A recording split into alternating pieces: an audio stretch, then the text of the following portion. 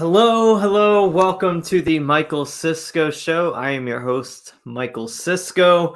I grew a little tired of waiting for David Patrick Harry to finish his show over there. It's been streaming for like 2 hours and 15 minutes about Jezebel and Nicki Minaj. How do you stream for 2 hours about Nicki Minaj? But whatever. We love David Patrick Harry. I need to do a better job of coordinating kind of around his streams because I know that a lot of you like to also, we have a lot of crossover. So it's not good to stream at the same time as the people in your own network. But it was entertaining. I was watching. We love David Patrick Harry. Anyways, I'm setting up Entropy right now. So just bear with me 1 second. And I will get the link for the super chats up in 1 second. But we've had quite the eventful weekend. In the American Orthodox world, I guess you could say. A parting of the ways for Abbot Tryphon from Ancient Faith Radio. So we're going to talk about that. Why am I red? It's because my lighting decided to suck tonight. I don't understand what's whatever. It's been working good lately, and then for whatever reason today it's just not been working. But yeah, that's why I'm red. BookTube, who demanded at 9:59 that I start the show. So that's why I had to start now instead of waiting for David Patrick Harry to end his stream. I had to start because BookTube was demanding that I start absolutely now. But you know. It is. Yeah, I don't know if I can fix it, honestly. Let me see what I can do. I tried to fix it earlier, but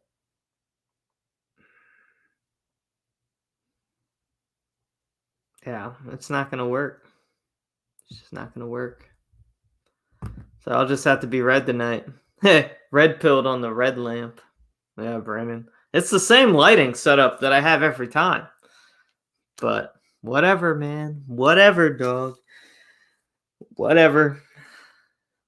But actually, I was out baking in the sun today. That's what happened. But anyways,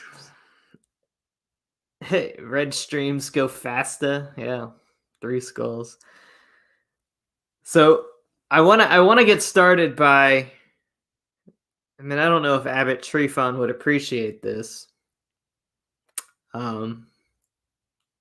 Hey, Brandon says new background. Actually, it's a picture of Bastille Day, I believe. But which is not. I don't like that. You know, I am a counter-revolutionary, reactionary. But I've used this background once before, kind of in a pinch.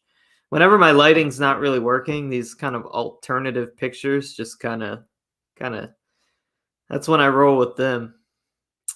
You just fill the void of the green screen not working properly. But I'm gonna read the post that initially announced, or at least made me aware from Abbot Tryphon, that he was parting ways with Ancient Faith Ministries, and he deleted this. So I don't know if I know what happened. He posted this, and I guess he decided that it was a little less charitable than he wanted to be. But, I think that it was actually quite good and authentic and true. And so I'm going to read it. Is it saved forever by me, by yours truly. So let me read it. Canceled by Ancient Faith Ministries. I have been dumped by the people at Ancient Faith Ministries on the grounds that I have become too political. Liberal, dumbed-down Orthodox has set the stage for further division within our Holy Orthodox Church. But with God's help, I will find another vehicle to continue my blog, essays, and podcasts. Following the death of my good friend, Kevin Allen, I have witnessed the sad decline of Ancient Faith Ministries. The serious adherence to traditional Orthodox ethos began to weaken, and I beheld a seeker-sensitive Orthodox self-help become the norm. It was made clear by the AFM powers, by the way, he means Father Andrew Stephen Damick, the new chief content officer. That's who he means here, by the way. I was made clear by Father Andrew Stephen Damick that I was too political. Yet my essays were not about politics, but about trying in my weakness to be one crying in the wilderness. The article that brought on this latest fiasco was not political, as they stated, but rather a genuine call to repentance, pointing out, as many of us have witnessed, boomer moments warning here. Many of us has witnessed the steady decline of Judeo-Christian values of this country. Abbot Tryphon, it's Christian values, not Judeo-Christian values. Together with all the signs of Marxist encroachment into our American way of life. For anyone with eyes to see the parallels between pre-revolutionary Russia and that which is happening in America are clear. If we have any chance of reversing the sad decline in our American democracy, we need as Christians to step up to the plate and shout out for a return to our Christian roots. We need to repent, and we need, as the church, to call all others to repentance as well. In an age when free speech in high schools and university campuses is being crushed, and politically correct ideas are the only ones allowed to be voiced, it is particularly sad to witness free speech to be denied by the once respected Ancient Faith Radio.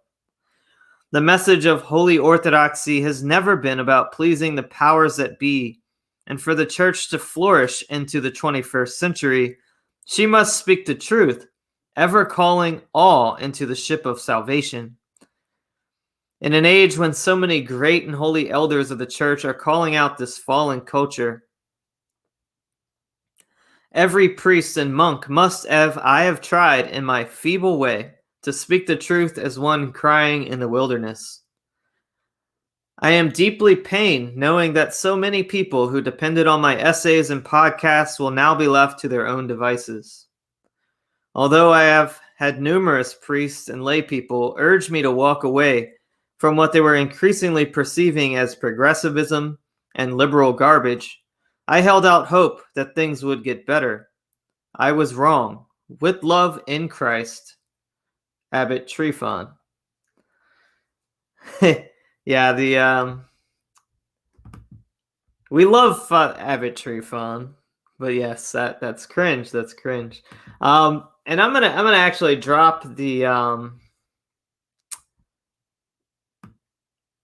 I am going to drop the link to call in. So if anybody wants to call, like Father Deacon, you're more than welcome to call into the show, because I do actually I want to get your opinion would be especially valued, Father Deacon Ananias, but I would like to get feedback from the audience today too as well.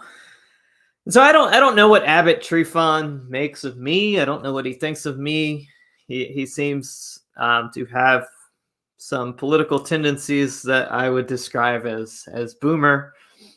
But I think he's a good man, and obviously a very good Orthodox Christian, certainly a good priest, certainly a wonderful abbot. And I enjoyed his content for years. I haven't always consumed it consistently, but I have, especially the last couple of years. And I liked how, he began critiquing culture a little more in a way that I think is necessary. I think that,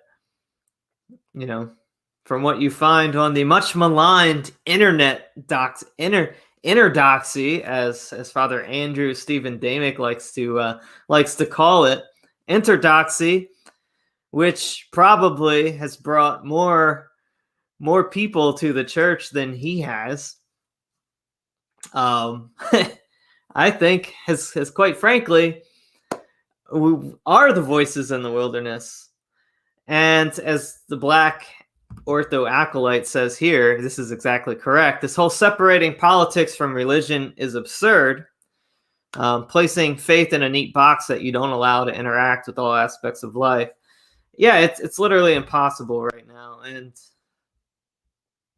hey, look who's calling. Oh, there goes my green screen.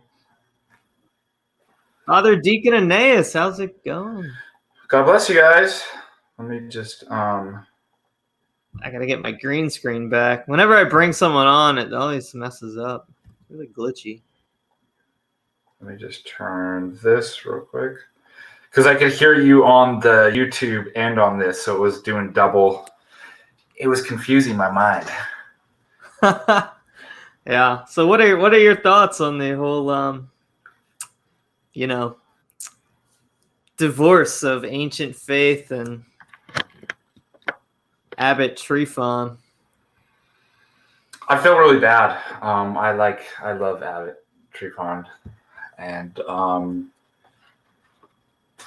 I think that AFR has taken a turn towards the dark side.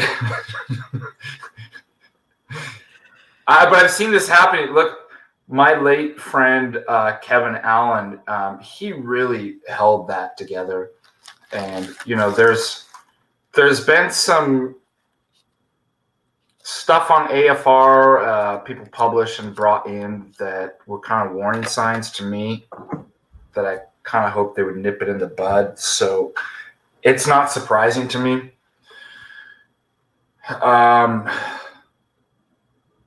And I'm going to reach out to Abbot Tryphon because you know that our website that we've started, and I have the domain name now. Nice. Patristicfaith.com. Oh, let's go. Let's go. Let's go. Because I alluded to it, and I didn't want to take the liberty to announce anything on your behalf. So I'm glad that you're here. So I'm happy to host traditional-minded Orthodox who are going to speak up against the evils and trends of the world. And I don't agree that there's some sort of sentiment among American Orthodoxy that priests aren't supposed to be political. I don't know where that, because you look at through the history and it's like they're always political.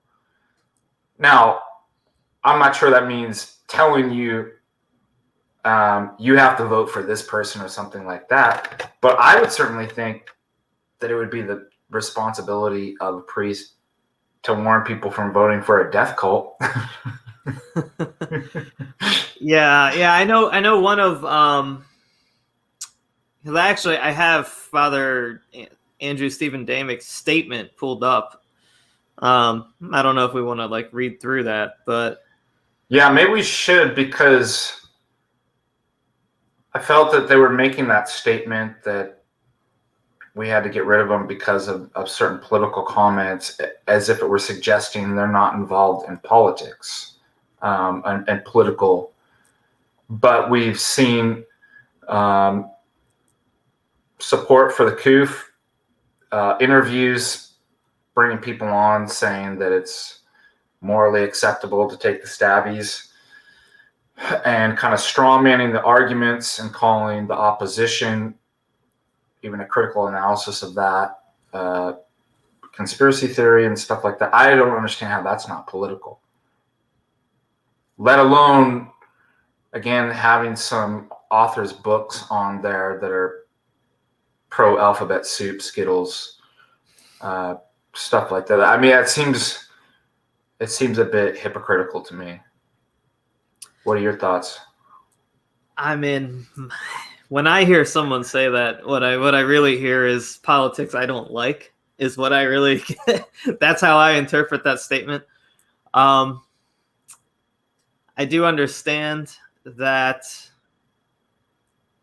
being a nonprofit, and I know that technically church, like tax exempt status, you're supposed to quote unquote not get political, but it's never been enforced in the country. There's zero precedence for a church having their tax exempt status revoked. Well, I think it's more of these kind of postmodern words that the left likes to use. I call them sorcery words. They're no longer intended to convey precise meaning. So in terms of law, it's like the worst thing that you want, right? It's ambiguous, it's not clear, but that's the whole purpose of it, is it's not supposed to convey meaning. They're power words. They're vacant, so you can fill in whatever meaning that you want so that it suits your purpose. And I find that those kind of statements, oh, that's political. You shouldn't be political. And, well, it's not clear what you mean by political. Anything that's controversial, things that deal with morals in society. Do you see what I mean?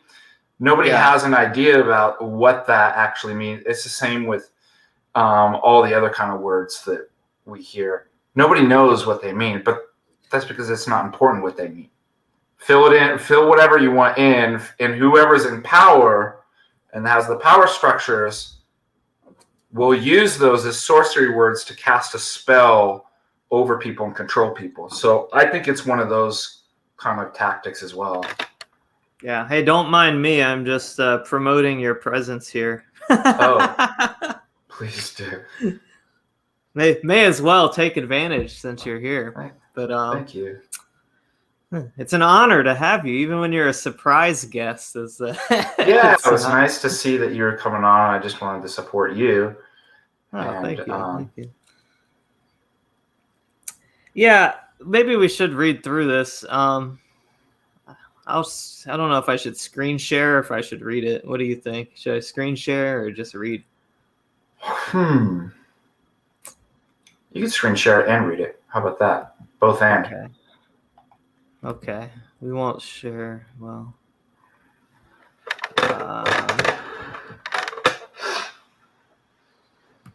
All right. So there won't be any audio. Can you see that? Yes. Nice fancy picture up here, though. Nice fancy picture. Anyways, I'll get started. Greetings all. As you may know, I am the Chief Content Officer for Ancient Faith Ministries. I'm sorry I don't do the Weasley tone justice. So, am I the only one that has picked up on that, on the Weasley tone? A number of folks have written to us regarding AFM's decision to remove Abbot Tryphon's blog from our site and offer to help him move it elsewhere. So I wanted to say something that, speaking now in my official capacity as CCO. If you're not interested in this incident, by all means, skip this post.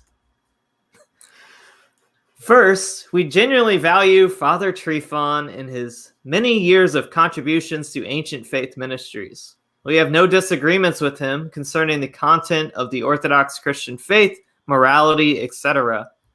Just to be very clear, though, AFM is against abortion, same-sex marriage, against violent rioting, against sexual immorality, against transgenderism, etc. I could go on, but whatever you've read about AFM selling out and rejecting Orthodox moral teachings is simply rumors and lies. To put it frankly, I speak for AFM on this matter, and it's also my job to make sure that these positions are not compromised for our ministry. Do you want to respond to that a little bit? Because I know that he's had, they've had guests, like you alluded to it already. I think, and I'm trying to remember, what her name was. Sarah Riccardi Swartz, her? She came.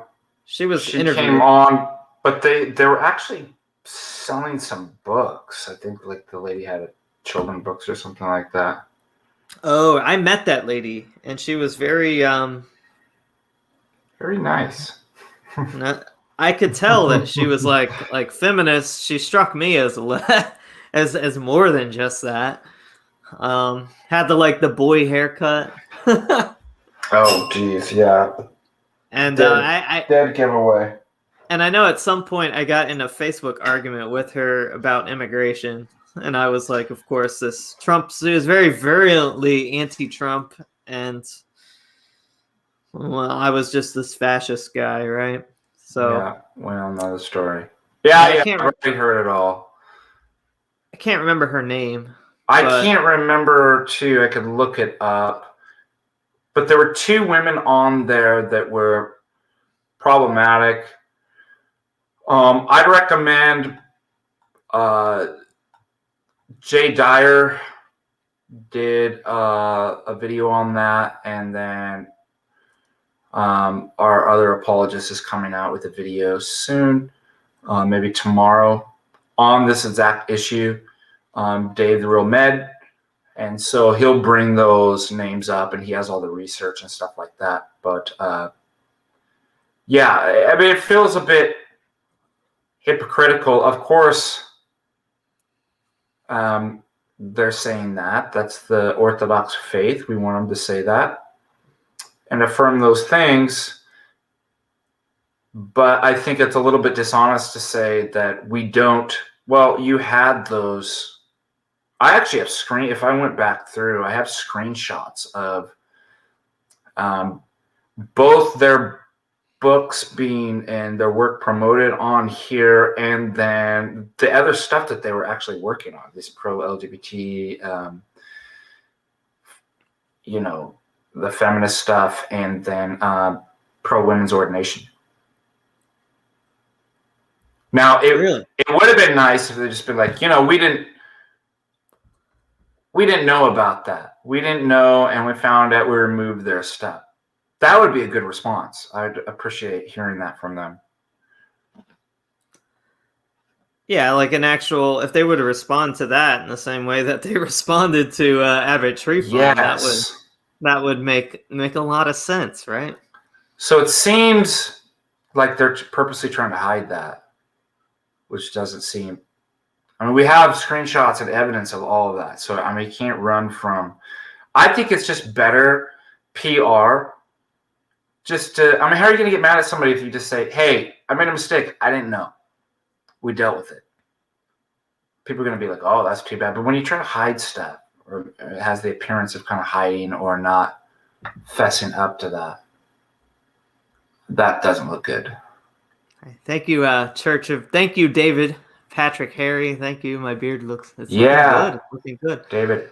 Looking good. Which, by the way, if you want to hop in the call too, you're more than welcome to hop on. So, since this is quite the subject, I'll throw the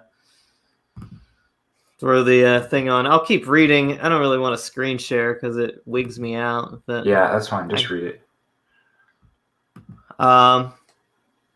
So we absolutely do not embrace any kinds of attempts to alter or compromise the Orthodox Christian faith, including its moral teachings. We oppose such attempts. Anyone who says differently is bearing false witness. Okay. As Chief Content Officer, part of my job is making sure this stays true, and I'm happy to investigate any problems someone might notice in our content and take action if necessary. Please email me with links, timestamps, etc. Seriously, can we just send him the real Med White video? Yeah, and the Jay that. Well, you remember what happened with Jay Dyer and him. So a lot of these comments, I think, are jabs at Jay. Yeah, like the whole on this material. The interdox thing is definitely. Not only that, but I think Jay actually called him on the phone when that stuff came and was like, hey, what's going on? And let's just say that didn't really end well. Well, I was actually that right after that happened, I went to the Ancient Faith Radio conference at Antiochian Village, because I was a new podcaster, and my godfather had just written a book, and so it was for podcasters and writers. And so we went, and I actually liked the conference. And frankly, I've actually been a bit of a fan of Father Andrew Stephen Damick's for a while. I liked his book, Orthodoxy and Heterodoxy. Yeah. And I've always referred people to it who were coming from certain traditions that I thought it would be helpful to kind of do that compare and contrast. And so I had no personal animus against them. And when all that with Jay Dyer went down, I was actually on the fence about it. I was like, hey, I don't know what's going on here. I like both of these guys. And I didn't mean to leave my beard comment up for so long. I'm just gonna clean the window real quick. and so when I actually met Father Andrew there, I confronted him. Not in a weird. I wasn't actually. Oh, I remember this. I remember we talked about this. Yeah. Yeah, I said, hey, so what's going on with you and Jay Dyer? That's literally all I said, and he just starts he gets really he just starts freaking out. He's shaking, and he's like, that guy called my parish, called the phone. No. And I'm like. I'm just looking at him like this is a really pathetic reaction, and I'm like, and then somehow it comes up. He makes an offhand comment that rubbed me. I was Antiochian at the time, but he makes this offhand comment that's like, yeah, he goes to some Rocor parish in Florida. Disgusting. yeah, that's how it came off. Yeah. And so I mentioned that on Twitter. What was it, the day before yesterday? And he said I was making it up, and see what? Yeah, that doesn't look good. The other thing too that I think's kind of been a scandal towards for AFR is Hank Hanegraaff, the Babel answer man. And that whole thing, the issues with Hank, the shady stuff around his conversion, his continual promoting of heterodox doctrine, financial issues. I know people that worked at CRI with Hank when he took over Walter Martin. After Walter Martin's passing, that he did some shady stuff, and people confronted him personally and asked for a public apology. He wouldn't do it. You could look on energetic processions. There's many different articles. This is a dear friend of mine, Perry Robinson, that's actually worked with him and confronted him and just kind of documents all the kind of scandals that he's been into. And, everybody idolizes him. Oh, he's the Bible answer man. He converted to, he's got this $14 million home and he's doing all this shady stuff. He's taking money from cults to basically say oh, they're not cultish and stuff like this.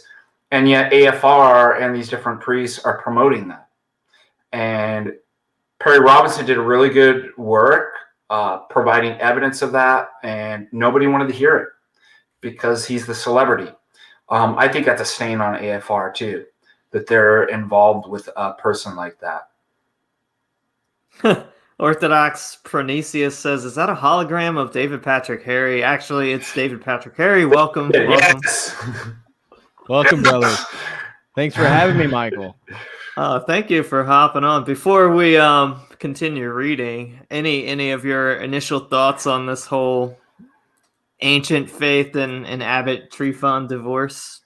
It's really disappointing. I've always really loved Abbot Tryphon and his content. Watch his online videos, check out his blog once in a while, his podcast. And just to see this event is symbolic of the entire state of orthodoxy right now, of just like the minority being the faithful, what seems to be the people with leverage, even often the hierarchy, becoming more and more like the world. It's sad. I this past Sunday, I spoke about it with my priest, and we had a visiting priest who is very familiar with Abbot Tryphon's work, and was stunned. And then I was talking with my godfather, Subdeacon Mark, and for the ortho boomers, Ancient Faith Radio is like a big deal. That's one of the main sources that they consume content.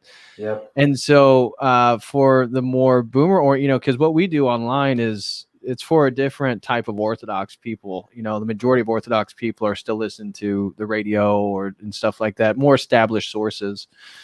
And so I think this, even though it's Ancient Faith Radio is not going to make it known, but the fact that they're going to deplatform people, talking about not getting, or at least the not mandating the stabbies is too political. I mean, talking about a Marxist revolution underway in America that's akin to 1917, or at this point more akin to 1930s Germany. It's just crazy. It's absolutely nuts that these are deemed too political to talk about as Orthodox. What? While they talk about, on the other side, about having guests like my dear friend Samson Nash, Dr. Samson Nash, on to say that getting the coups, the stab is okay, and there's been several stuff, but that's not political, right? And it shows you that I'm sure it has to do with money. I'm sure that there's a donors, absolutely. Yeah, there's a hand behind who's ever funding Ancient Faith. Maybe there's a very wealthy donor. Maybe it's government money. Who knows? But I guarantee you, it has to do something to do with money. And seeing what's going on with Bartholomew, the Antiochian patriarch, Constantinople, Jerusalem, the whole mess in the Ukraine, the Metropolitan Hilarion. I mean, it is interesting timing that we had the statement from the Archbishop Elpidiforos. Yeah, I can't say it, and I don't. I just call him Archbishop of Go Arch.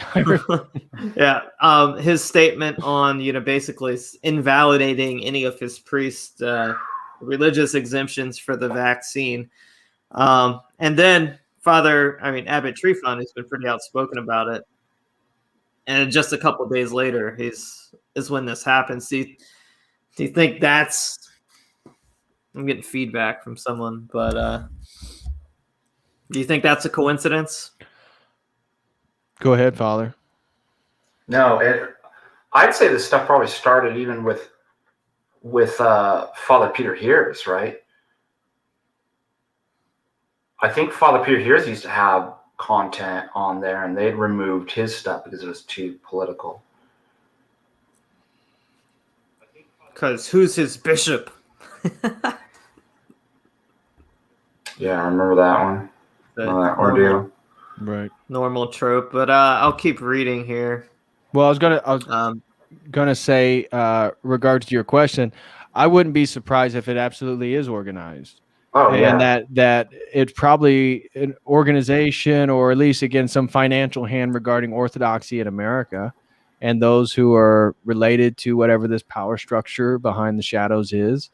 Because I imagine it's going to get obviously worse. So I think it's just that the only thing that gives me hope is that younger people are learning more and more about the faith. Because as long as we know the faith, as long as we try to uphold it, I mean, it gives you a purpose. So all the young men who don't feel like they have a purpose, well, yeah, this definitely gives them a purpose. At least it's not boring in the New World Order. Yeah, that's for sure. Yeah, I was just talking about Nicki Minaj. Yeah. I used to be bored when I was a kid. It's like, wow, like things are crazy but never boring. Yeah, Michael is red because he's talking about Go Arch. Yeah.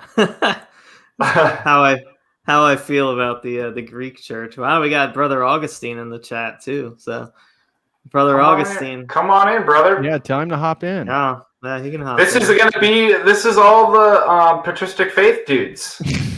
So, by the way, David, we've got the domain name patristicfaith.com. We are on our way. That's right. To that. Look, I'll just present it this way. If you're not normie and you're not a boomer and you like traditional orthodoxy and like standing for the truth against the New World Order, you're either with us or you're a terrorist, then you can find an alternative to AFR with our content on the patristicfaith.com. That's you go.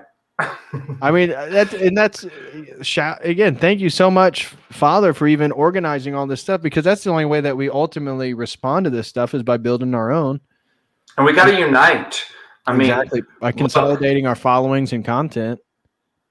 People might watch Brother Augustine and not know about Patrick, not know about you, Michael. People might watch Jay and not know about David and stuff like this. But the idea is that if we have a central platform, and what I love about all of you is that we're fighters, we're warriors. And we've always had examples that we can look up to in Orthodoxy of warrior saints that have courage, that aren't effeminate. It's not an effeminate Christianity. We're all given different gifts, and I think all of you have, in the face of evil and oppression and things that are corrupting Orthodoxy, we're willing to stand up and go, we're going to do something about it, even if it means getting hate and being unpopular. And I really appreciate, and I wanted to consolidate all of you into a single kind of platform that will go to all of, so everybody will be linked. Everybody will know. It'll be a counter option to Ancient Faith Radio. Right. And online censorship. I mean, yes, online censorship, exactly. So we, get on a server that's not going to kick us off for wrongthink, and at least we have a sort of some type of bastion for Orthodox content creation and a small ecosystem. What would be nice as a next step is where we can all begin posting content that's not YouTube. So whether that be Odyssey, it'd be nice if we could all get on Rockfin. I've applied twice there. They've chose not to accept me their time, but I'd be great to get on Rockfin because at least it's much more. I was supposed to have an interview with. Did you do the interview?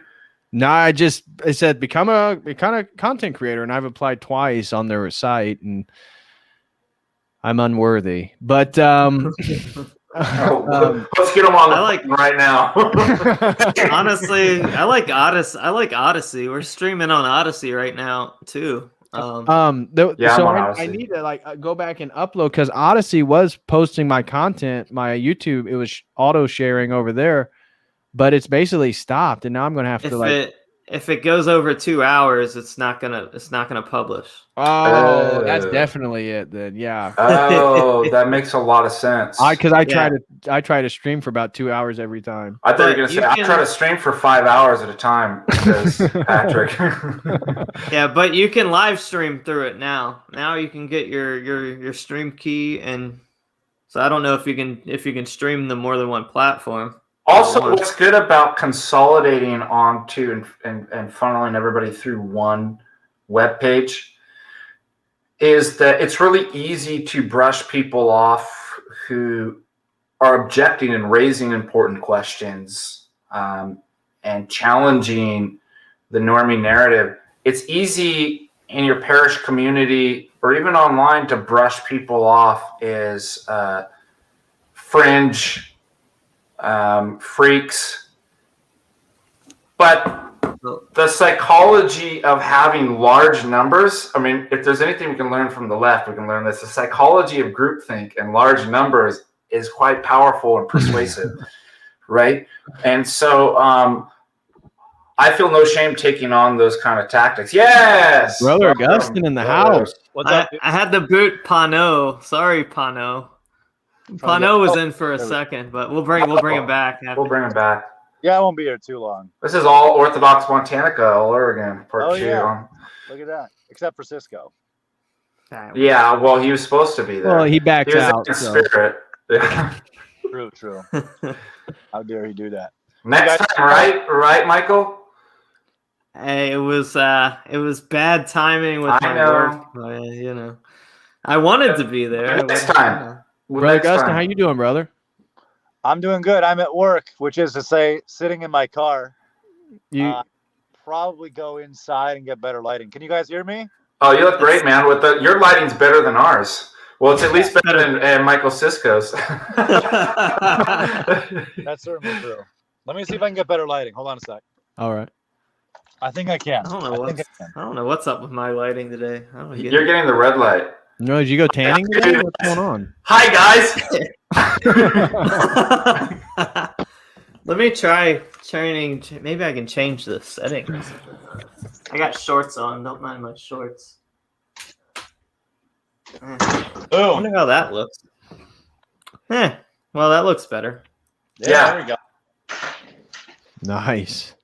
I've turned my work inside out, so no one can tell where I am. So, Brother Augustine, what do you think about the whole AFR fiasco? I am emailing back and forth with Father Damick, and he is not being particularly forthcoming about the questions I'm asking. I could have told you that. It seems like you're being a little more diplomatic than I was.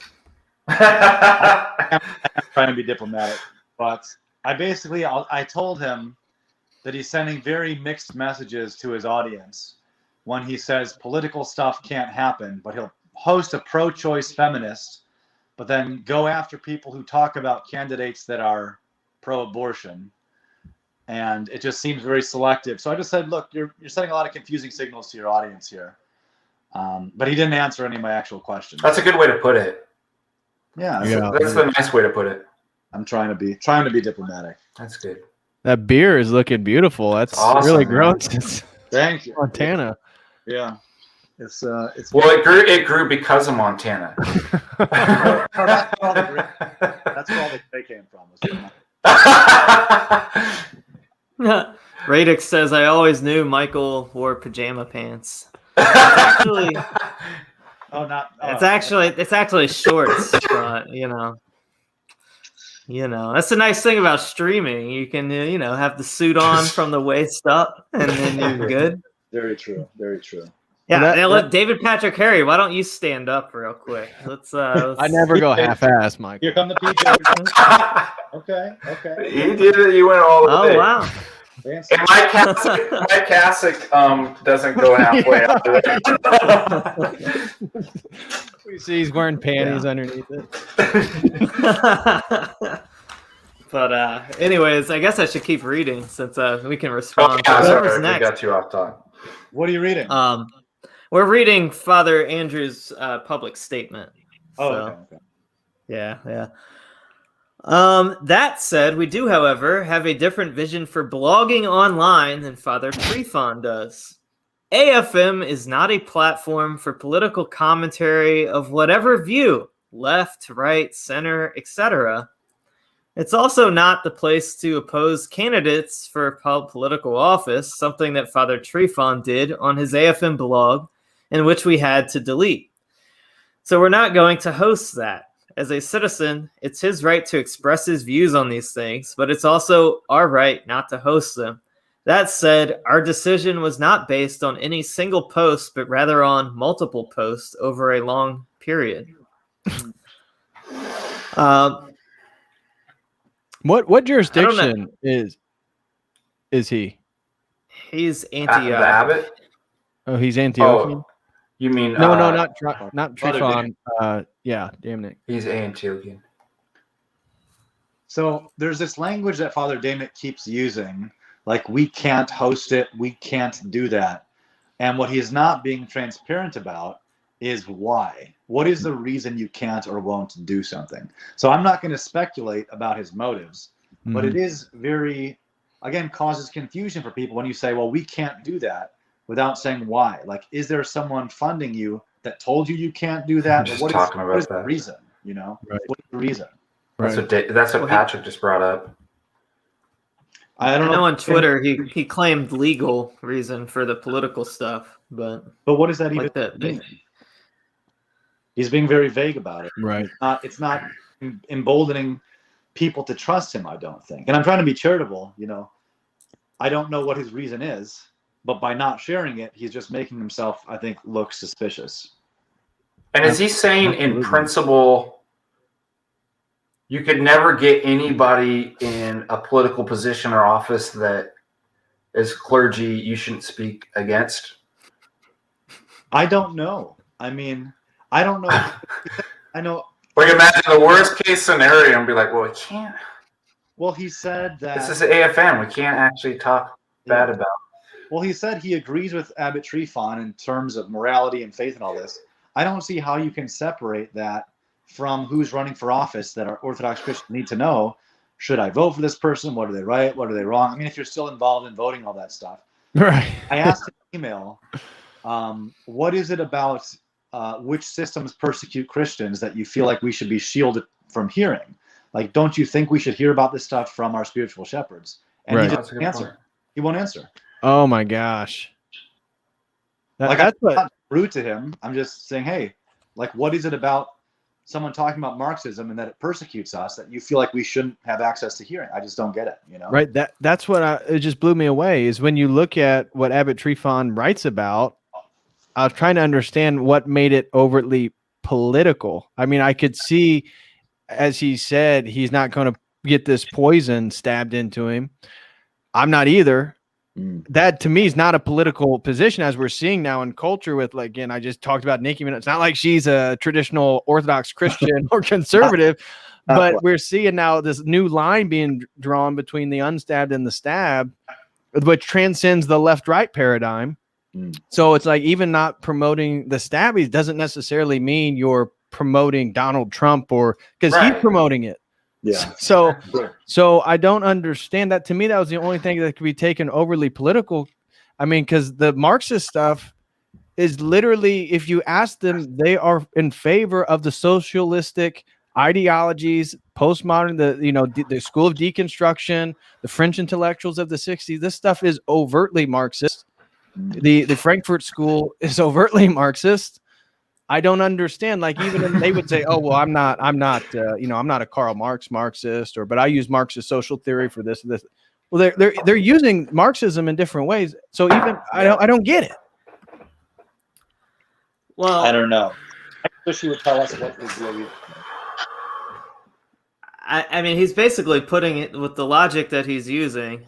He's pitting himself against saints like Saint Nicholas, the Passion Bearer.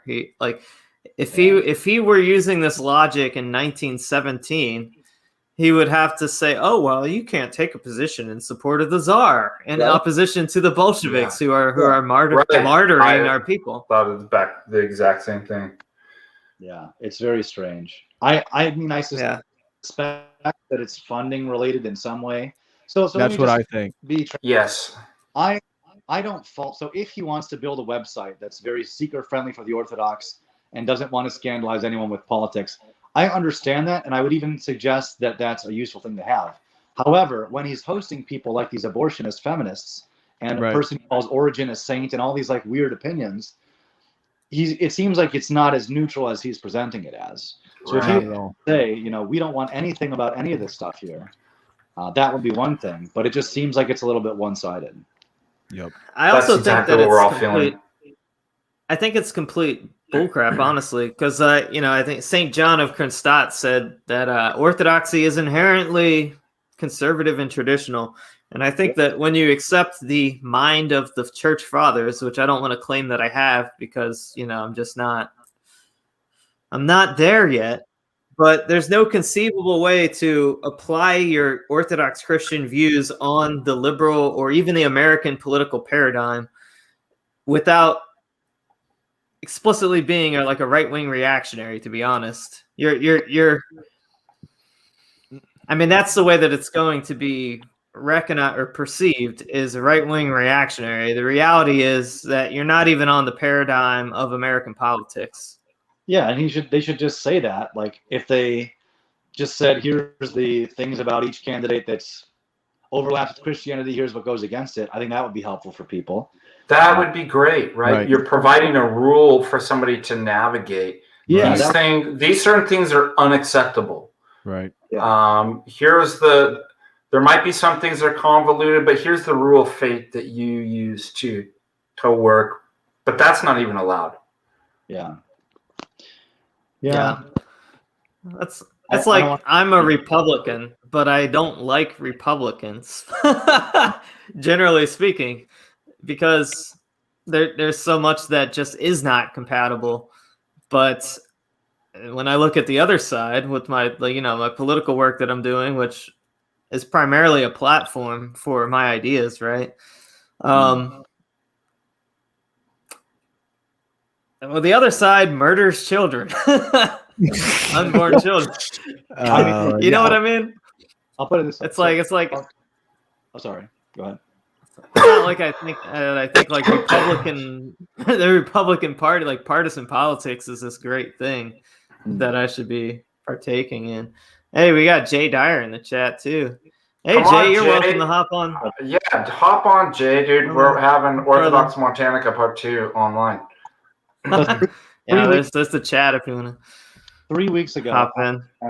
I spent an hour and a half with Father Peter here's one-on-one in person, talking about all the stuff that's going on. And I will say there's a very distinct difference between people who are willing to face things as they are and talk about them as they are and try to help Orthodox Christians understand what's happening, and people who for some reason feel they have to baby people and shield them from reality.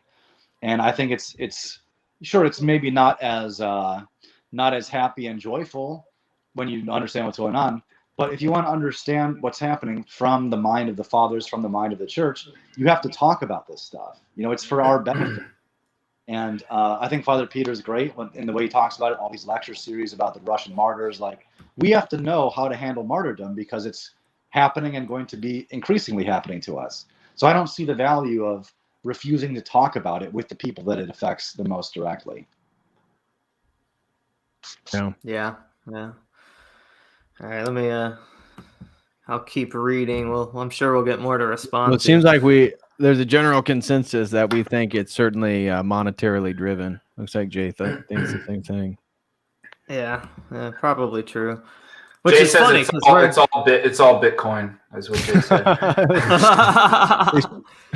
Which is funny because we're gonna put them out of business. We're gonna put them out of business, and then God forbid, Father Andrew has to go be a pastor again. So, some have asked whether we contacted Father Tryphon about this ever before. The answer is yes. Many times over many months. This has been an ongoing conversation. Some asked me to show proof by publishing private emails between us. We are not going to do that. Of course you're not. As of this writing, Father Tryphon has still not replied to the private email I sent him informing him of our difficult decision. I hope he will. He updated. Apparently he did. There's no hard feelings. Some seem to have misunderstood the nature of our relationship by saying that he was fired. He wasn't fired. He was never hired. He voluntarily contributed content. By the way, I need to write these down. These are great lines that I need to use on. Our working relationship. You were never fired because you were never hired. That's a good. These are great. It is. He voluntarily contributed content, and we voluntarily hosted it. He does receive royalties from the book we publish, and he still will. But like almost all our contributors, he was never an employee. I'm just moving back to my car because my phone's dying. 1 sec. Oh, no worries. Also, we are also making no comment on Father Tryphon's political views at all. As a ministry. You're firing for being too political. Isn't that insinuating that you're in opposition to what he's saying? Where's the charger? There we go. Yeah, I mean, when you're not firing the other people, we do have a $5 super chat from Chasing Logos. Oh, he lives Nice. in Montana. Yes. Chase, I was going to call you today. I was thinking about you all day today. Yes, Chase, I'll be getting a hold of you shortly, if not tomorrow, Wednesday, okay? Yeah, shout out to Chase has been great support. I can't thank you enough, Chase. Yeah, shout out to Chase. Nice. Is he the George Soros of the movement? Maybe. Could be. He could be the next George Soros of the new movement. Oh, there we go. That's not too bad. How's that lighting? That looks great. It looks beautiful, dude. Nice. It's really beautiful. I can't get like the chats off my stream now. Oh yeah, I see that. Oh, there we go. I think I got it. Okay. All right. And as individual staff and contributors, we have a variety of them. What ties us together is our commitment to Christ and his church, which I take issue with the statement because the progressive worldview is literally a competing religious system. Yeah. Oh, absolutely. That's true. And so, I mean, and that's also true of other, like, you know, like Americana, like Americanism. Well, Yeah. I think Americanism has more presuppositions consistent with our paradigm. I mean, because it ultimately comes down to ultimate appeal, ultimate values. So, you know, your boomer conservative America is the greatest country. They still have a Christian moral structure. I mean, what we're up against now in regard to the Great Reset, this is a totally different, everything is different. So there's nothing in commonality that we have. I mean, it's literally an inverted system. Did you guys see the interview I just did with Father Turbo? Yeah, it was great. Oh, thank you. Mm-hmm. Like he talked about temptations from the left and temptations from the right. So he was saying temptations from the left are things like gluttony, fornication, and degeneracy, whereas temptations from the right are things like pride and vainglory and honor and certain other things like that. So I thought he had a very balanced view. I really appreciated his outlook. Mm-hmm. But we can have a balanced understanding. Like, yes, the left is obviously antithetical to Christianity. So is a fair amount of stuff on the quote right, at least in the American True. fake paradigm. And I think that stuff should be addressed so people can understand, you know, how we view these things. It's not a secret, but if they try to keep it a secret, people are going to just be confused and not have as much information as they otherwise could.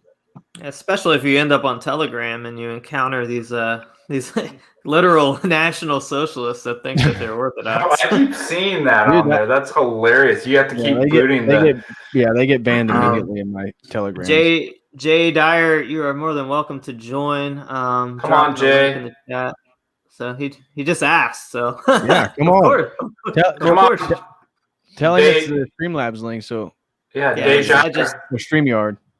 I just dropped it in the. I can actually Telegram it to you too. If anyways, entertain while I text Jay. He only receives things in Bitcoin. So I'm just gonna keep these Bitcoin jokes going up all night on you, Jay. I mean, even the right-left paradigm is antiquated, post-Enlightenment, you know, dialectical framework.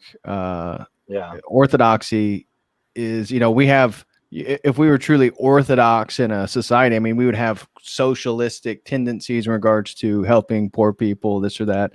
Although I did find out when I was teaching my 18th, 19th century political philosophy, from Machiavelli to Marx. Oh, yeah. Let's hear it.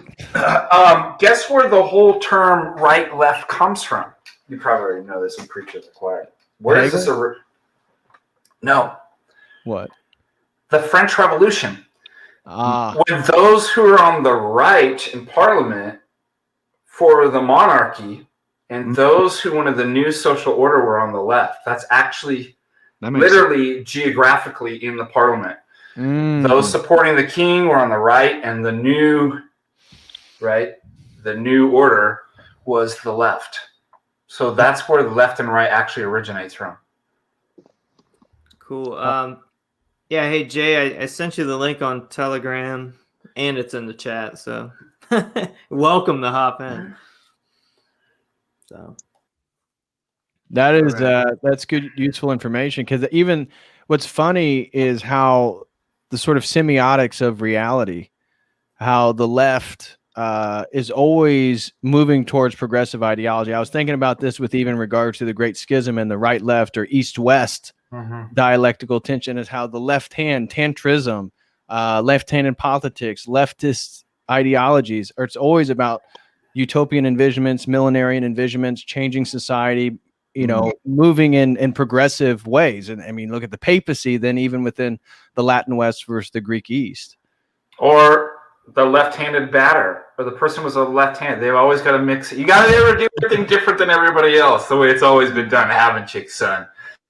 No, I'm joking, but yeah. Hey, I mean, obviously, it's derived a lot from those original, the kind of context of the French Revolution. Right. But I thought it was interesting to know where the term actually derived from, because I always wanted to know. I knew that right had something to do with conserving values, and left is progressive, kind of changing new ideas, stuff like that. But I didn't know where it actually originated from. Hey, can I address something real quick? Because I see some comments I made. So when I described honor as one of the temptations of the right, people are saying, what do you mean by honor? Isn't that a good thing? So I want to clarify what I mean. So, for example, if somebody hits you and you think, oh, well, now because I have to defend my honor, I have to go strike them back and take personal vengeance on them. Right. That is making an idol of your honor. That's pride. It's not following the commands of Christ. That's the kind of honor that I mean. Right. Like, well, I need to avenge this wrong, this injustice that was done against me. Now, if somebody hits you, I think there's nothing wrong with challenging them to like a boxing match or something where no one's going to get killed at the end and you can restore your honor that way. But like, you have to attack back as an instinct or a reaction. That's obviously not the dispassion that we're called to cultivate. John Pro, thank you for the $10 on Entropy. Says, now this is a high-powered panel. Thanks for hosting it, Mr. Sisco. I had no idea it was going to turn into this. So yeah, I've been sitting here for too long. I'm going to have to get off here soon. I've been rooted in this chair for an entire I probably have a few more minutes. I got a few more minutes. Then I got to go back to this probably. All right. Yeah, I don't know where Jay is, but let's see here. Yeah, I mean, as Brother Augustine was talking about, I mean, honor killing. You see this in Islam, where the understanding of honor goes too far, and that displaces the role of compassion and mercy, which again, we're Orthodox Christians. Honor, from my understanding, is an uncreated energy, but so is compassion and mercy. So all these things have to be put in the right context. Yeah, I'm reading an amazing book right now. I don't know if you guys have read this. Let's see if I can get this in the light here. Called The Saint of the Prisons. I've never even heard of it. So I have that. Yeah. So Father Turbo recommended this. Basically, after all the Romanian legionaries got thrown in prison, there he is. There's Gafensu. So after the Romanian legionaries got thrown in prison and the communists took over Romania, a lot of them ended up kind of creating a little monastic lifestyle together in prison, devoting their lives to reading the Fathers and the Philokalia and the Patericon and the Scriptures first and foremost. So it's about these guys that were sanctified through their imprisonment and their bad conditions in the Romanian prisons. Amazing book, highly recommended. Yeah, I'm glad you found that. So a lot of them, none of them ever denied being legionaries or anything like that. They all believed in it deeply, but some of them kind of transcended the political aspect of it and the taking vengeance and the violence, some of the stuff that happened. They transcended that in prison. So that's it's related to this topic of honor, because previously, before they were in prison, they would take vengeance on people that harmed them in a certain sense, sometimes up to and including killing. And they were able to be sanctified through that and become very saintly characters. So it's a very fascinating read. I'll check it out. All right. Yeah, I only briefly got into this. I've been so busy, but I mean, it sounds like this is what you're talking about. Is the second half of this? Yeah, that's the prequel. Oh man, you're trying to get me banned from YouTube. I see. That's the same version I have, actually. Man, Interestingly, I to find this book, I bought it from Target. Oh, let me just go get my book. I don't know why Target has this book. Let me just go get my book on a written by a painter that I admire. you probably don't. Just kidding, JK. Just I don't want to make Brother Augustine uncomfortable. So It's hard to make me uncomfortable. I mean, I called into Ethan Ralph's show to debate with Adam Green. I mean, when was that? Sisco sent me the link at like 10 o'clock at night a few nights ago. How'd that go? it went well. good. Sisco said Ethan Ralph wants to have me on the show for a real talk now. So you I know Adam Green's all about that. This is all a shield to worship Jews. Yeah. What did you go back and forth with him on? And by the way, congratulations on your engagement. Yes. Yeah, if you could all shame Praise Father God. for not making it, I'd really appreciate that. If you could all just send me some bitcoins so I can fly out, I really appreciate that. Well, Adam, Yeah, tried to me play too. games with me, but it didn't work. I mean, he didn't have anything on me. Nothing stuck. So Jay, didn't you try to set me up with Adam Green to debate? So Brother Gus, I'm glad you did. yeah, it was a good Well, time. there were people saying that you should go on, Killstream and do it. So Yeah, I didn't think that Killstream was the best place for clergy to go on to. So I decided to turn that down. Probably a good call. Well, welcome back to the Michael Sisco Show, Jay Dyer, and Thanks, man. glad to see you practice humility every now and then, and you can come down to the lower dregs of the internet. Well, sometimes we have to remember the plebs in our base. We can't forget our base, right? We got to come down to the low people. The heights of Itzalubdom, they're taxing. So you guys, you don't understand what it's like. You'll never understand. So, by the way, I don't know. I'm not sure. I've been sitting over here debating like how much I should say because, so I don't know if people know, but when I tried to come into the church, there was some drama. Father Damick, tried. I believe he didn't want me to come into the church, and so he made an effort to really try to go after my priest for receiving me. He tried to do these different things. Yeah. And what had happened was an incident occurred on the internet over something silly, and it kind of snowballed. It blew up into white knighting and these kinds of things. And then it turned into an attempt to sort of paint me as a neo-NASI, if you know what I mean. Yeah. And all of that just didn't work for him at all. And so I actually did a podcast where I did about a 2-hour deconstruction and response to the public thing that he wrote about me. And it did quite a bit of damage, actually. So it got a lot of views. And then we made a deal that I would take that down, and I did. I agreed to the deal. He doesn't. Apparently, he's decided that he wants to go back on the attack and get out there and sort of, go after the work that we do. And that's unfortunate because, I thought we had agreed to kind of let this stuff settle. But I mean, I have all of the stuff in that video documenting all of the speakers that AFR promoted, including pro PEDO people. It's all documented. It's all screenshotted. They posted multiple people who support Skittles things, even changing yourself, if you know what I mean.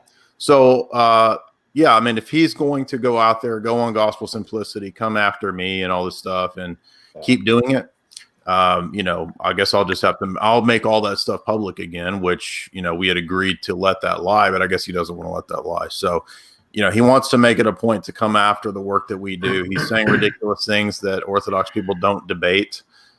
He's trying to take this Americanist position that Orthodoxy is about neutrality in politics. We can't. That's just to do with 501c. That just has to do with market shares and tax exempt status. So I mean, I don't. I'm trying to not be rude and say what's happened in the past with factual basis. So I don't know what else to say. I mean, AFR has been going in that direction for a long time. It's not something that began with, the last year. It's been going on it was going on back in 2008 when I started looking at Orthodoxy. I found it to be quite a bit of turnoff. So it's unfortunate that there are these sort of gatekeeper figures who will try to shut you down and will try to, sway people away who would believe the things that we believe, right? Which I think is consistent Orthodoxy. I can keep going about this. I know about the CEO of AFR. I know what he supports and what he's into. It's all public. So I don't know why these people want to act like this and be this way. We already surpassed their audience 2 years ago and their reach through the Google Analytics. So I don't know if this is a last gasp effort to try to make us look bad, to try to skewer what we do, but I don't think that's going to work. We're putting out quality content. We're actually converting and speaking to young men. A lot of people in those crowds are not doing that. They want to make Orthodoxy into a watered down form of Episcopalianism. Nobody wants that. Nobody wants that. Why do you think we're over here, by God's grace, converting thousands of young men? It's because we're telling them what's true. Like, we're not going to give them this, watered down Episcopalianism. Right. Amen to that. Yeah, I was actually just watching. Not that I was not paying attention to your stream, David Patrick, but I was rewatching that interview with the Gospel Simplicity just in kind of preparation for what I thought was going to be a solo stream. But he starts out by basically bragging about, no longer being a pastor and getting to basically be a full-time e-celeb priest, which I thought was weird. But then when he takes this, by the way, it's bad to be that, but it's okay if you're an e-celeb priest. But if we do it, we're bad. Right? Yeah. And then when he takes his dig, pretty not so subtle dig at you, and his criticism is basically that you don't leave any room for disagreement. That's wrong. You say that. I was actually curious because he does quote what's the saint that he brings? Was it Saint Gregory Palamas, I think? And he quotes this priest. I don't remember. But I don't know what that means.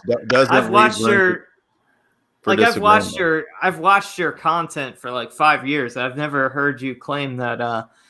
I never got the impression that just because there's some nuance difference in theological opinion that we're always having people come on to our voice channel in our Discord who disagree. We open up the invite, right, Jay? Like, if that isn't being open to disagreement. Yeah, I think it sounds like this was just, I didn't listen to his whole thing. I listened to a little bit of it, but it sounds like this was looking for caricatures, basically. So, we dialogue with people with different views all the time. So if he means that we're not supposed to debate, then no, I disagree. I think that there's something wrong with debate. Most church fathers did debate, and not just church fathers who were priests, by the way. There were plenty of lay theologians, plenty of monastics who were not even ordained that did, theological defense, that did apologetic defense. So, all of these critiques that I've heard just really ring hollow. Right. If he means that we overemphasize theologumenon, then I guess maybe you could make that criticism. I don't think that we do that. I think we're pretty flexible when it comes to people within the sphere of Orthodoxy who have differing views. But again, it's just not specific enough. Does that mean that, if somebody disagrees over theistic evolution, that I'm going to, call them heretic? Is it talking about something minutia?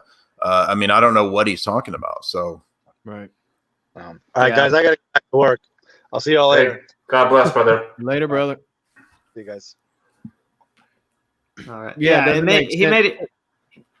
made it seem to imply that we actually advocate for for disallowing communion for people that would that we have the slightest theological disagreements with. Oh, Like, no, that's not true. What?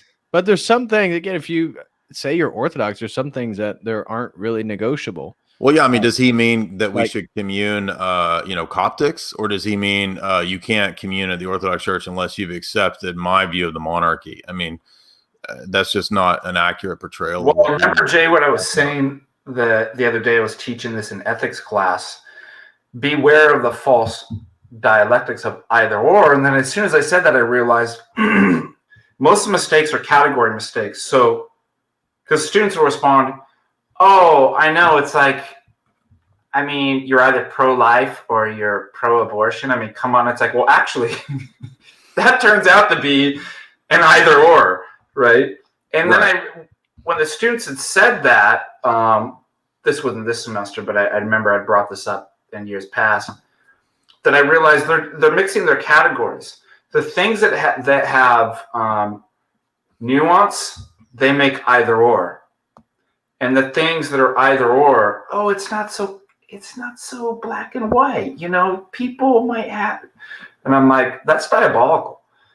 That to mix those categories, especially on moral issues. And here again, I'm not saying this is diabolical, but it's at the very least a category mistake to not be able to suss out some things really are, as Patrick said, dogmatic and either or. And then within that, there's other things within our faith that require nuance. And it seems that people flip and invert. And that's why I said it could be diabolical if you're not careful, because it's an inversion of reality, the way things are actually supposed to be and the way that you're supposed to think about these things. I mean, they've had a history of selling books of a woman who was, this is one of the hypocrisies here, is that multiple people on their podcast that they featured and promoted and sold their books have been rabid Obama supporters, rabid supporters of Beto, rabid supporters of pro-abortion politicians, if you know what I mean.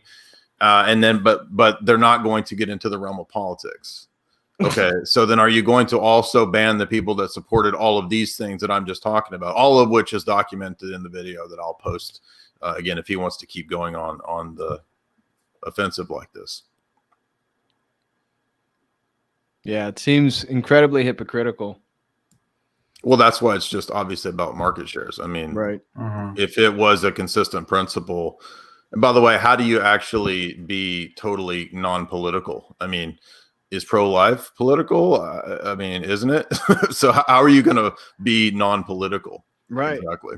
Well, and clearly they've already made it political to talk about stabbies. I mean, to be in opposition to Marxism. I mean, what did Abbot Tryphon? That's why I can't understand. Scientism is politicized now. So wherever you go on this, you're automatically, and it's just not even understanding basic presuppositions, right? It's like this idea that there's the assumed neutrality. Oh, well, I guess in this sphere there is actually neutrality. When it comes to the state, we can all be neutral. We're not going to get into politics. It's just totally disingenuous. And I mean, they've been losing their market share for years, and that's what this is really about. It's not about, they're just mad because we have their audience. Yeah, I don't think it's going to work, honestly. I mean, I think it's one of those things that'll probably backfire, quite frankly. So. Yeah, I don't think a lot of lukewarm people are out on their spiritual journey and like, oh, I'm going to find orthodoxy to be lukewarm. That's no, I mean, they've already what I was looking for. Multiple women over the years who are, quote, one's a change agent from the Coptic church. They've hosted her blogs and her posts there for years. She calls herself a change agent. She learned all this change agent stuff in college, and now she wants to be a radical change agent in the church. She openly blogs about it. They've hosted girls who talk about the beauty of Caitlyn Jenner and how beautiful she is and all this nonsense. Oh my God. There, but they've hosted, the girls that they post these blogs. This is the people they host, okay? And they say, well, we don't have anything to do with everything that people that come on here say. Oh, really? Then how come the CEO is, involving himself in pro Skittles groups? I have all that documented. He's members of pro Skittles groups on Facebook. Why did they promote that woman who promotes Skittles children's books? She touts herself as a gold sponsor of children's Skittles books. Oh my gosh. And they all attacked me and threatened me when I talked about that. And then they found out that it was true, and multiple of them apologized to me publicly. Wow. Wow. So I didn't even know the rabbit hole went that deep. Well, they always say, "Oh, we didn't know. We didn't know she was this liberal." Oh, so this is a funny thing how they keep not knowing, right? They keep not knowing. Well, Jay, that's what I brought up. And listen, they make excuses for those people, but if you're somebody like Abbot Tryphon, no, we got to let you go. It's just a joke, dude. These people are ridiculous, and they're snakes. They act like snakes. I mean, they could easily. I brought this up with Michael and Patrick earlier, that they could easily just come out and say, "Hey, we didn't know. We were sorry about having that person on," but it's kind of hidden, right? Right. And you see that in the public letter. None of that stuff's brought up. It's actually called live. By the way, those that are asking, people are digging up the old tweets where I shared all this stuff. It was Miriam Youssef, who is the gender studies major and a pro change agent. Those are her blogs from Ancient Faith. Understanding Privilege, Microaggressions, Miriam Youssef, Ancient Faith. So he is totally being disingenuous. We don't have anything like that I'm aware of on here. And if so, please let me know and I will remove it. We let you know that 3 years ago, dude. This is 2018. 2018. Do you see my tweet? 2018, dude. So that's just not true. 2018. We don't know about this. We don't know. Yeah, right, dude. Give me a break. I mean, I'll go into Charlotte Riggle. I'll go into Charlotte Riggle and all of the pro Skittles people they've had, and they've invited to speak at speaking events. Jeez. She puts her pride flags up on her Facebook, and they're like, "We don't know. We don't know what they're into. We didn't know that." Oh my! It's all public. So you see that. So in the midst of this, did Damick go after any of those people? No, he went after me for talking about this. I'm the one that he went after to try to, get the priest to not receive me into the church. That's crazy. I haven't heard on it. People advocating for priests not to accept somebody. I mean, aren't they supposed to have the discretion? And that Angela Dole Carson girl, she is for women's ordination. And they were, I don't know if they still do, but they were selling her book for a long time. And then what's even the logic behind like, let's keep Jay from being received into the church? What kind of sick, like what? So he was trying to present himself as a white knight who was cleansing the church from neo-NASI, right? Which was all ridiculous, and he put this essay up trying to show that he found some satire videos of mine, and he took them to be literal, and he was trying to paint me as this insane person who didn't believe that there was such a country as North Korea. Yeah, I remember it was just a satire video of me. He did a stupid cartoon, and he actually took that as like a real. And he said that I was a mentally insane person who didn't believe in North Korea and all this stuff, and that was after It's so boomer. It's great. You take. So he didn't realize, that it was where I was trolling and joking around, and that made him look ridiculous. So then he had a vendetta, and it was like, all right, well, now I have to, try to convince, because he had gone to seminary with my priest that received me back in 2018, 19, whatever it was. Which is weird. That even makes it weirder, because when I had an interaction with him, and he's like, he goes to some Rocor parish in Florida. It was really smug. It was actually what kind of pushed me more into your direction, honestly. When was this discussion, Michael? This was around 2018 at the Ancient Faith Radio conference. It was right when that whole drama was going on, which is why I asked him about it, because I had a favorable impression of both Jay and Father Andrew. So. Yeah, actually, back then I would actually share his videos and promote his stuff all the time. I didn't have anything negative to say about him, and the whole thing blew up after just that Twitter interaction over a joke, which I don't even remember how it started. But he said, "Oh, this guy's an incel." What? So he called me an incel, which he publicly, to be fair, he did apologize for calling me an incel, which is kind of ridiculous because. he, you know, You guys want to I think people know who Jamie is. It's like, Right. it's not like I'm some single dude who's never had a, you know, date before or something. But Well, he apologized for the incel, but not for the Third Reich reference. I don't know if, I mean, maybe he took all that down. I don't know. But I mean, I took my video down, which we agreed to do. So I don't, if he's I guess he's decided he doesn't want to do that, and he's going to come back out on go back on that, then I guess I'm going to as well. I'll put all this stuff back out. Right. Well, it's so precarious, the whole state of Orthodoxy. I mean, even this book right here on the Incarnation with Father John Baer, he decapitalizes all the pronouns referring to God. He desexualizes Christ by not talking about him as a man, but being a human being. So there's no reference to Christ as a man. He totally rewords when he translates St. Athanasius, you know, and not capitalizing the pronouns of Christ in the Trinity. That's a huge deal. I didn't know that. This is by Father John Baer. He translated this. I mean, that's crazy. And this is published by St. Vladimir Seminary. Well, they've also been going in the wrong direction for a long time too. So. Well, no surprise there. And John Baer, when he was at St. Vladimir's, do you know behind him in his desk was not an icon like we have behind us. It was a huge picture of Origen. No. Yeah. No. That's what I was told by priests that were at seminary when he was. That's crazy. That's crazy. So I want to know if they're going to remove all of these old blogs and things that they had up by Miriam Youssef and Angela Dole Carlson. They have a green priest. They used to have the Green Priest podcast. Is that going to go too, or is that? I thought green agenda stuff is pretty political, so I'm confused. It's all one-sided. Telling you. Well, is the green agenda political? I'm confused. I thought. I noticed this just with myself, where people and other clergy were coming after me, saying tone it down on the coof, the anti-coof talk, and that's political. Yet they're out there telling everybody to, we're in this together, save lives, go get social distance, mask up.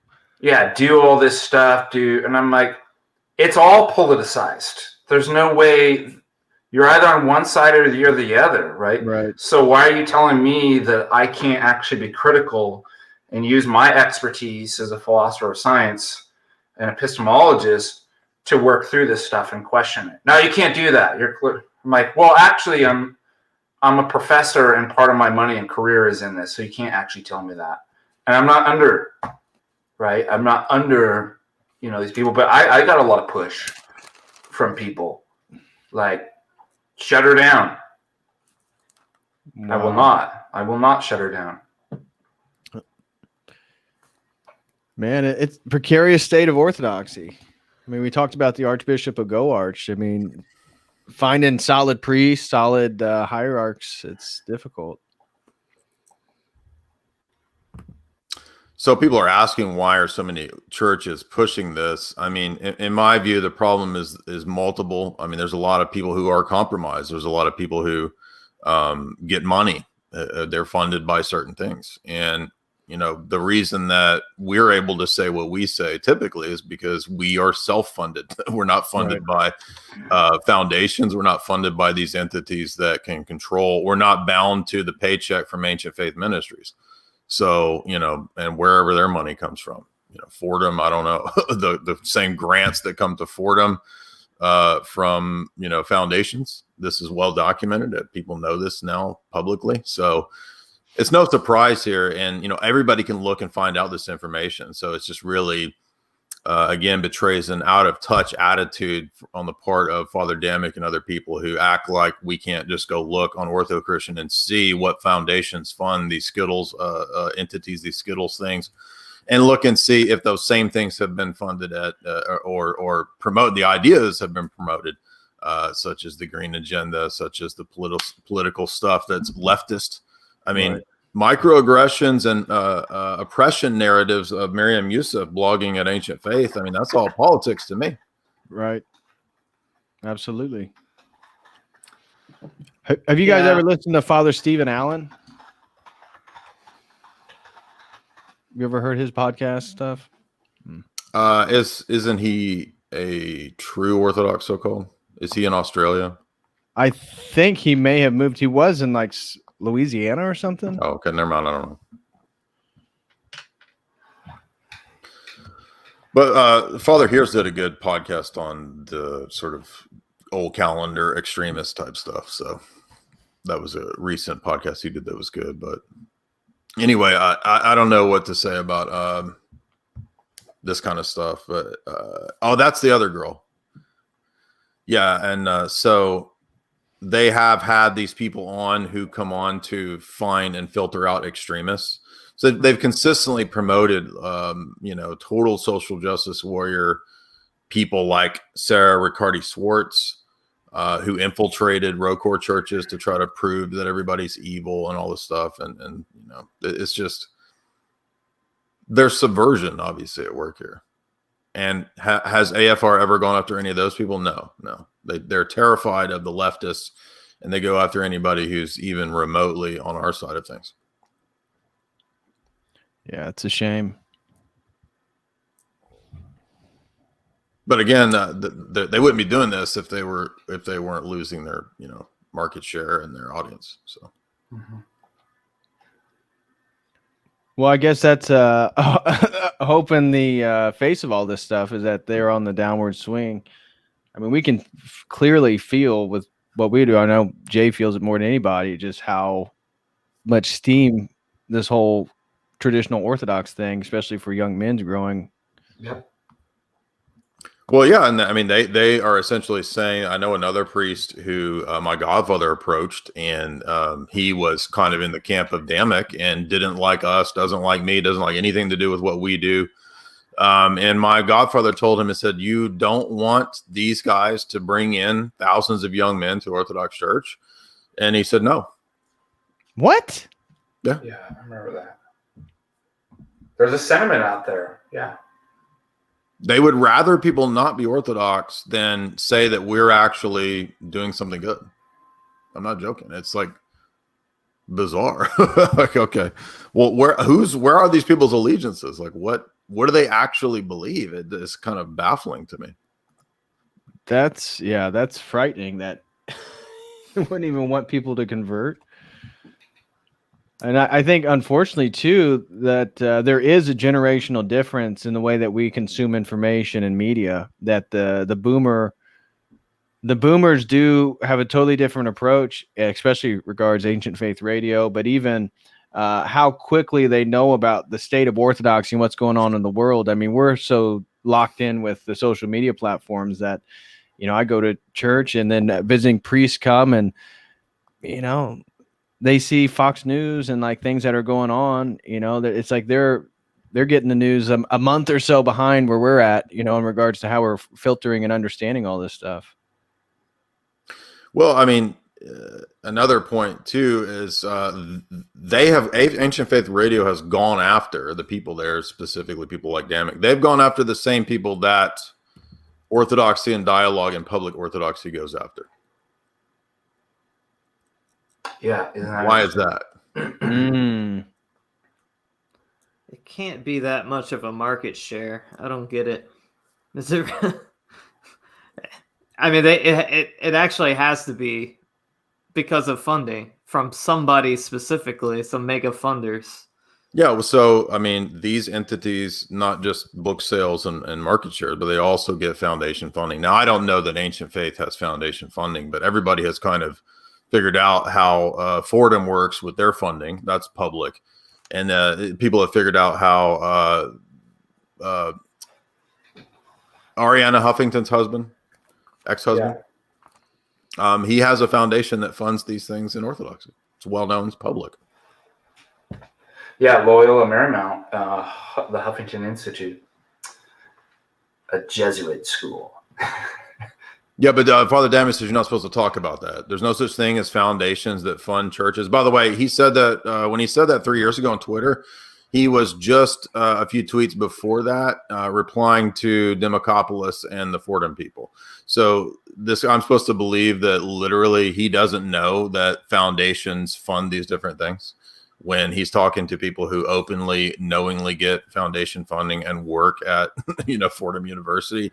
It's just it's preposterous. And so he's just counting on people being ignorant as if this is the 90s where anybody can't get on the internet and look up and see, where Fordham University gets money, who gives them grants. I mean, we're not in, 1990s anymore. Anybody can go look this stuff up. Right. We're not using floppy disks anymore, guys.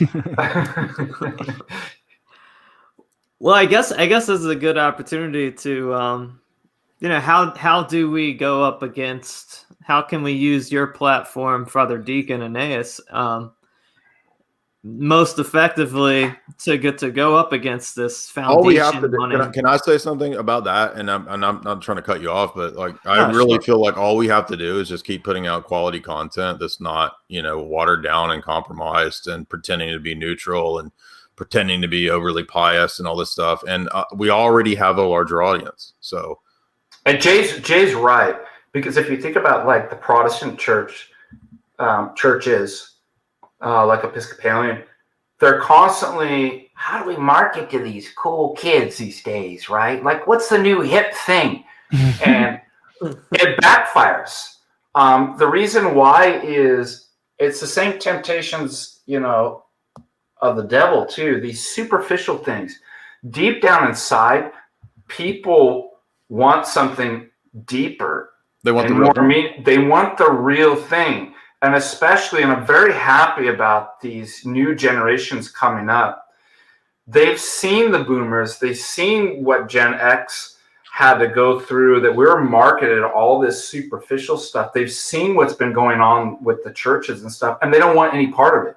Mm-mm. They want a deep religious commitment to Christ and his church. They're tired of the church trying to market and embrace every winds of cultural change. They want to be strong.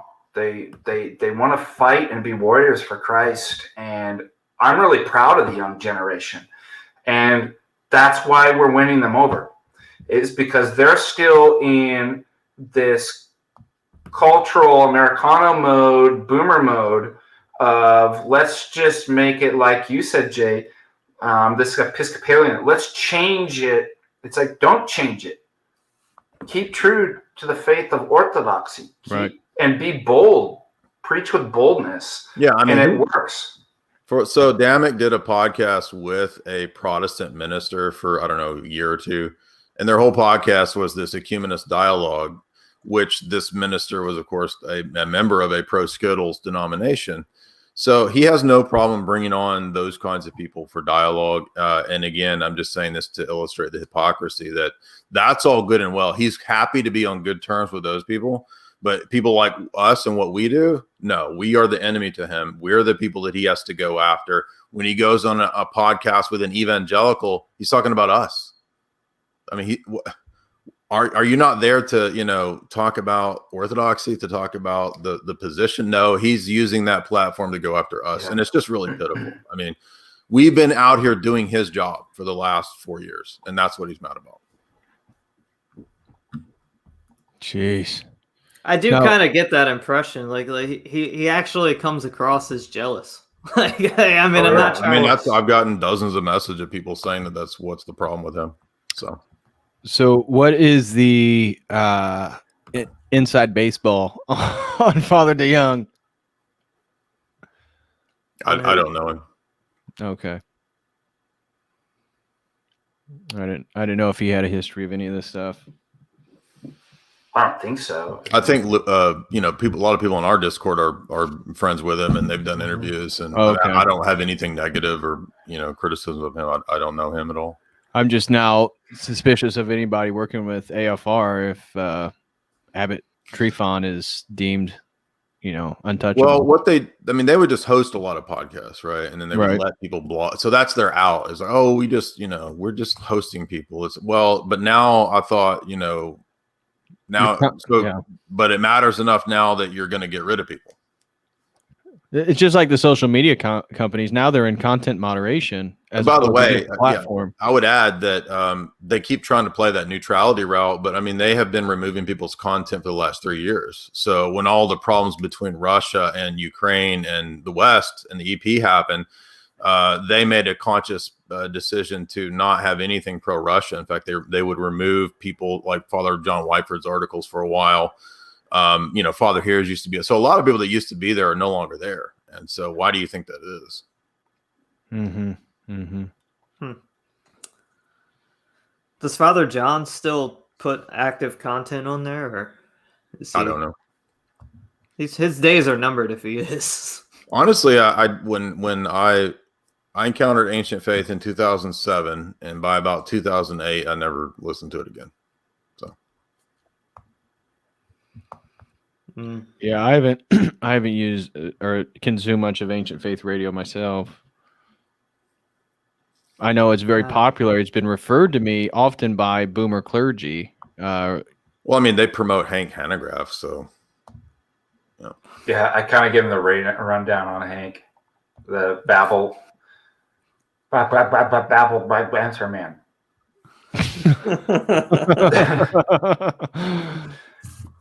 I mean, I kind of get it. I mean, I understand. Like, obviously, when he converted, I was like, "Oh, cool!" And he's somebody that already had a platform, so you can't just like.